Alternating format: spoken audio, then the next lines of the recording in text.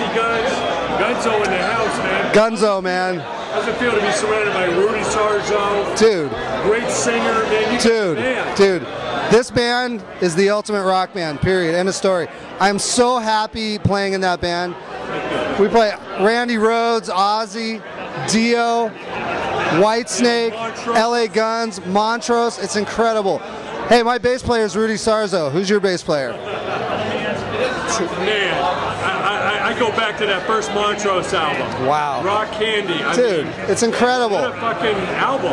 Well, it's funny because we actually recorded Rock Candy in LA Guns, like when I was like 23 years old, you know, and we played it live for 2 years. And when Keith was going to be our singer, I was like, hey, didn't he sing for Ronnie Montrose? And Rudy's like, yeah, he did. I'm like, we got to play Rock Candy, you know?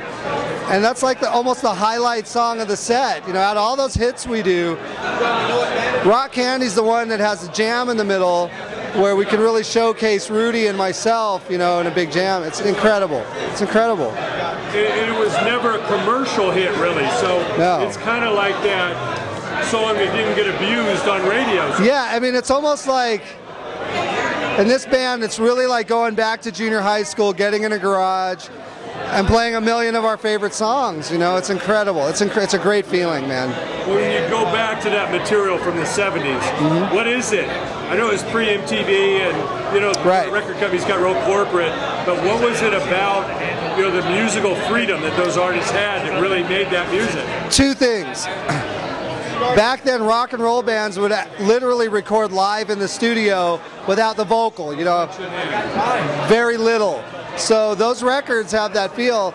I mean, obviously it's analog, it's on tape, there's magic there, you know, but the magic comes from the chemistry of 3 or 4 people playing together, and normally the vocal would be one take, you know, and magical time, and I'm very grateful I get to do this band, for sure. Now, what can we look forward to recording-wise with Gunzo?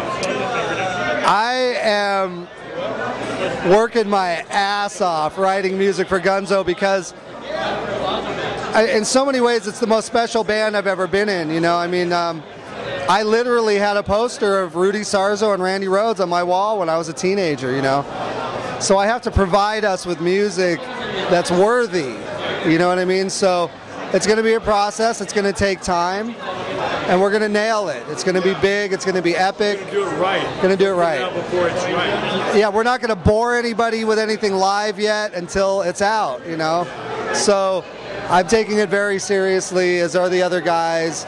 I mean, it's too much fun not to, you know what I mean? And at this point in our careers, in our life, we're really bringing a lot of smiles to people, you know, so it's all the right reasons. You stand a chance of really making history if the song I think so. Right. Yeah, that's right.